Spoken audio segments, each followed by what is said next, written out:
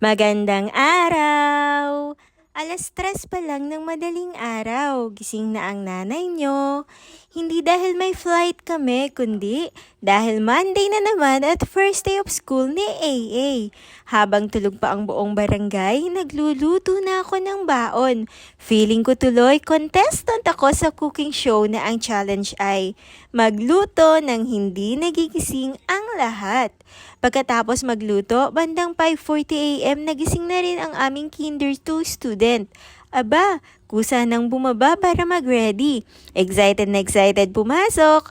Ako yata ang mas inaantok kaysa sa kanya. Kumain, naligo at nag-prepare na si AA. Grabe, ang laki na talaga niya. Parang kailan lang ibuhat-buhat ko pa siya ngayon. Kinder 2 na. Pero ito ang pinakamalaking challenge ng umagang yon, ang necktie. Hanggang ngayon, hindi ko pa rin talaga ma-master ang pagtali ng necktie. Kaya ayon, si YouTube na lang ang aking tagapagligtas. Kung may award lang sa Most Improved Beginner sa pagtatali ng necktie, baka nominee pa lang ako.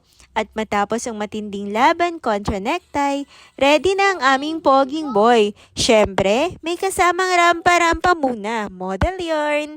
Dahil maaga pa naman, lambing mode muna. Hag dito, yakap doon. Nakakatunaw talaga ng pagod. Bala ko sana siyang ihatid sa school pero sabi niya, "Papa na lang po, malalate ka sa school mo." Aba, bata pa lang pero marunong na mag-concern kay teacher mommy. Maaga silang nakarating sa school at behave na naman ang aming AA. Sa totoo lang, hindi na namin siya binabantayan sa classroom. Hatid lang tapos bahala na siya. Big student na talaga. Tahimik lang yan kapag nasa school. Pero pagdating sa bahay, ibang usapan na yan.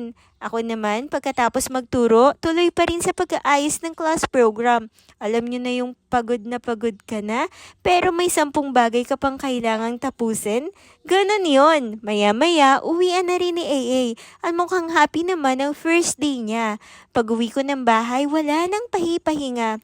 Luto agad para makakain si AA ng maaga. Tapos sunod naman ang pagbibihis at pagkukusot ng uniform naming dalawa. At finally, nakapagpahinga rin ako kahit papaano. Habang chinecheck ko ang mga gamit ni AA, may nakita akong output niya. At alam nyo kung ano ang nakasulat? Very good! Nawala bigla ang pagod ni mommy sa dami ng ginawa mula 3:00 ng umaga. Isang very good lang pala ang katapat para maging worth it ang lahat. At ayun ang aming Monday adventure. Pagod? Oo. Puyat? Oo din. Pero fulfilling? Sobra! Hanggang dito na lang muna. Kita-kits sa susunod na vlog. Thank you so much everyone!